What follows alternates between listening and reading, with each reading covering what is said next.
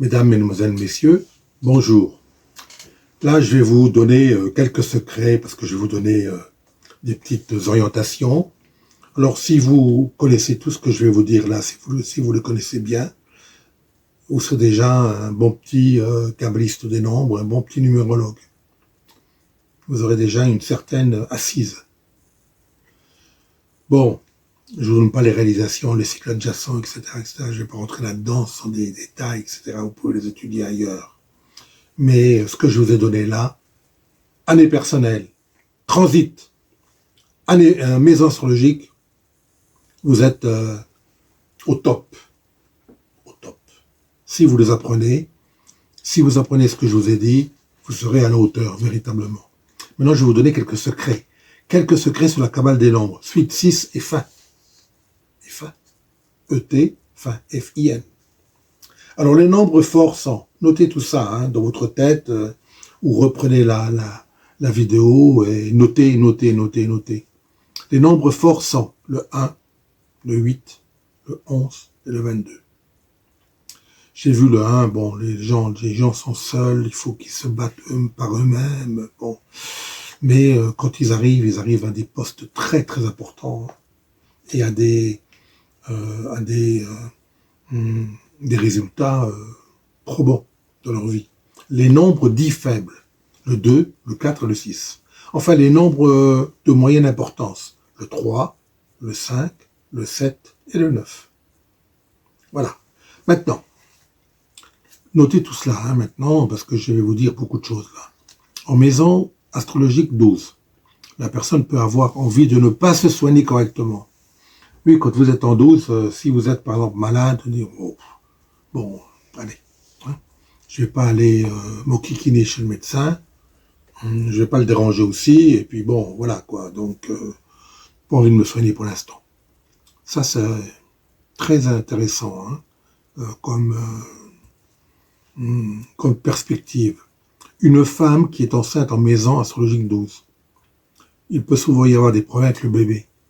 Et oui, il peut y avoir un problème d'assise du bébé dans la matrice, etc. Il peut y avoir toutes sortes de problèmes gynécologiques auxquels elle ne s'attendait pas et qui se présentent à elle comme ça. Bon, voilà, ça c'est assez spécial. En année personnelle 4, ce sont les articulations, la douleur du dos, les dents. Ça c'est très important, qui sont les plus fréquentes. Alors, articulation, douleur de dos, les dents. En année personnelle 7, au mois d'octobre, si par exemple vous êtes en 2023, vous êtes en année personnelle 7, octobre l'année dernière et octobre de cette année, vous pouvez éventuellement vous faire opérer. Sauf si vous êtes en transit 25, bien sûr. Vous n'allez pas plaisanter avec ça et vous n'allez pas vous faire opérer. Vous remettrez un peu plus tard, 2 mois après la fin de l'anniversaire. Si vous êtes né à 15 avril, par exemple, c'est 2 mois, mai, juin. Donc à partir de la fin du mois de juin, vous pouvez vous faire opérer. Donc en transit 25, il faut éviter de se faire opérer. Transit 25, je l'ai dit. Je l'ai dit, je l'ai répété, j'ai insisté dessus déjà beaucoup. En maison astrologique 6, il y a souvent un problème avec un animal. Soit sur sa santé, il peut y avoir aussi disparition ou décès. Oui, le petit animal, maison 6, petit animal, un chat, un chien, peut être malade ou alors décédé, ce que je vous souhaite pas. En année personnelle 7, dépression. C'est très dépressif comme année. Le psychisme perturbé. Le psychisme perturbé sont souvent présents. La dépression et le psychisme perturbé. C'est vrai, je l'ai remarqué plus d'une fois. En année personnelle 4, il y a des difficultés, des problèmes à tous les niveaux. C'est vrai, le 4, c'est une année lente, finit jamais. Le début des problèmes commence début octobre de l'année précédente, bien sûr. Elle va continuer en AP4, voire même en AP5 jusqu'au mois d'avril-mai. Et la véritable AP5 commence au mois de juillet. Très souvent. Notez cela aussi. Notez.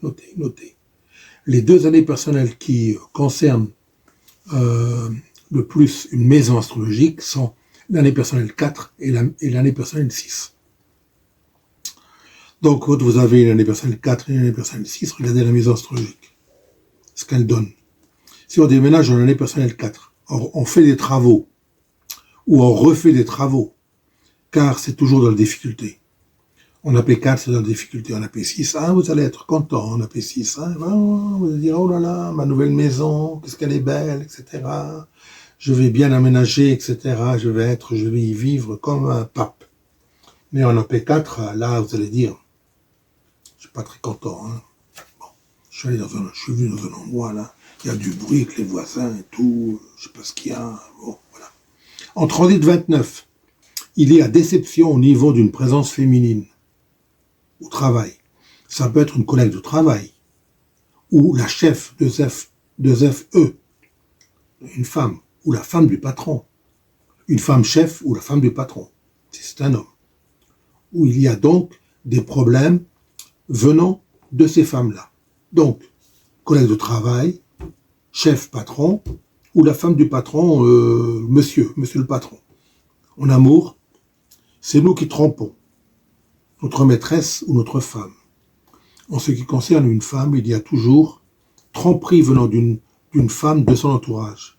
Il y a tromperie d'une femme de son entourage. Alors, regardez bien, quand vous êtes en transit 29, si vous êtes une femme, regardez bien les amis autour de vous. Si vous êtes marié, faites attention quand même, soyez prudente. Je ne vous en dis pas plus, vous avez compris. Vous êtes suffisamment intelligente pour l'avoir compris. En maison astrologique 8, il y a souvent des biens inattendus. Je l'ai dit, je viens de le dire là. Ou des héritages.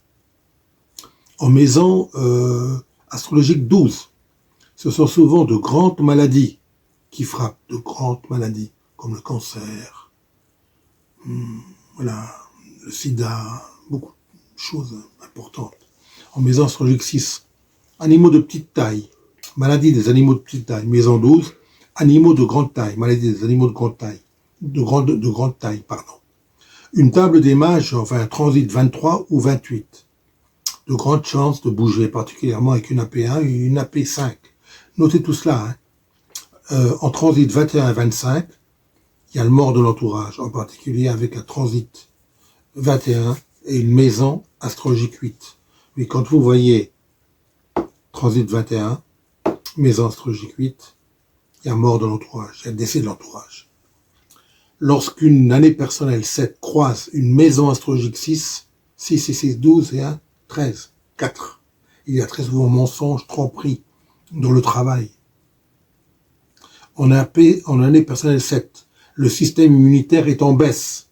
Lorsque vous êtes en année personnelle 7, c'est un beau mois, notamment le mois d'avril. Deuxième partie du mois d'avril, à partir du 15 avril, jusqu'à la fin du mois d'avril, sortez car vous pouvez faire une rencontre très intéressante pour vous.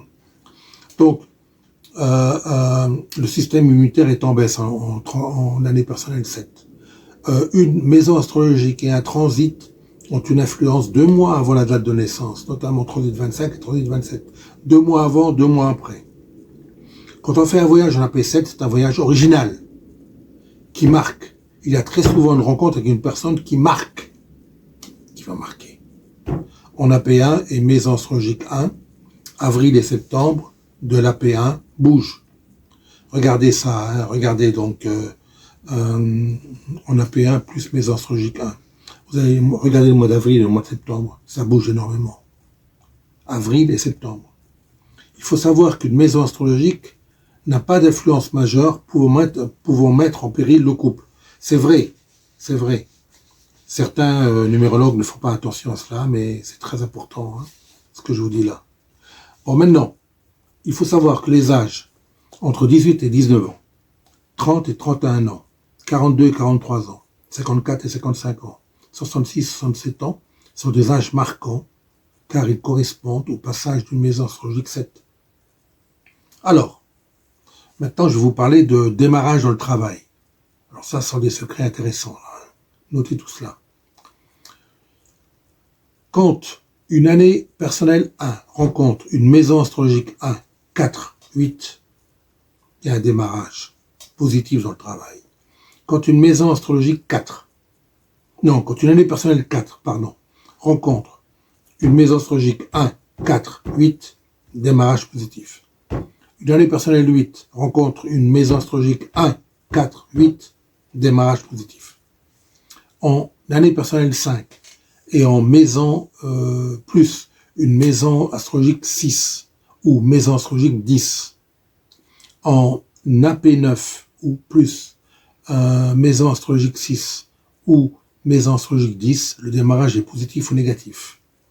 En AP9, bon, en fonction de la table des mages, en AP9, je ne vous recommande pas cela. On le dit cela, mais bon, je ne vous recommande pas parce que commencer quelque chose en AP9 équivaut à terminer très très rapidement ce que vous avez entrepris, au bout d'un an, un an et demi. C'est dans la grande majorité des cas, c'est comme ça. Hein. Bon. Ne pas monter une affaire. Donc, attention, ne pas monter une affaire. Le premier trimestre de l'année personnelle 2, c'est-à-dire janvier, février, mars. Pas d'affaires. En année personnelle 3, en année personnelle 7, en année personnelle 9. En particulier, si ces années personnelles sont traversées par un transit 25, 27, 29. Alors là, non, il n'y a pas de, il n'y a pas d'affaire. Vous n'allez pas leur dire que bon, hein, vous vous fiez à la maison, vous vous fiez à la numérologie, à la cabale des nombres. Vous allez dire que bon, vous n'êtes pas intéressé pour l'instant. Hein, vous verrez un peu plus tard. Montez une affaire en AP1, AP4, AP8, surtout avec une maison astrologique 1, 4, 8 et transit 22, 23, 28, c'est très positif.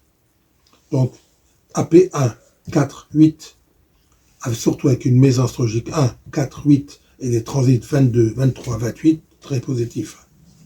Maintenant, les problèmes de couple. Hein, les problèmes de couple. Alors, notez cela. Hein. Il y a un problème de couple quand l'AP3 rencontre une maison astrologique 4, 7 et 12. 4, 7 et 12 maisons astrologiques, plus AP3. AP6, quand l'AP6 rencontre une maison astrologique 4, 7 et 12. En AP9, quand une AP9 rencontre une maison astrologique 4, 7 et 12. Les problèmes de santé, alors là également, hein, attention. Quand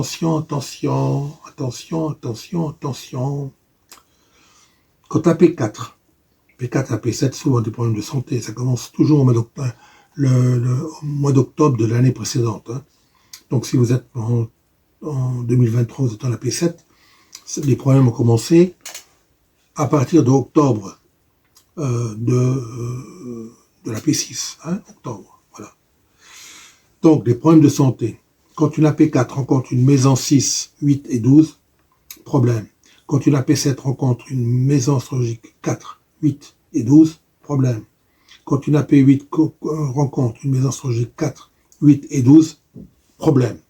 Voilà, donc je vous ai donné ce sont toutes des choses que j'ai observées dans ma petite pratique de la numérologie il y a de cela une trentaine d'années.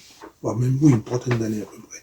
J'en faisais comme ça un petit peu à côté bénévolement pour aider les gens, etc. Ils venaient donc en grand nombre.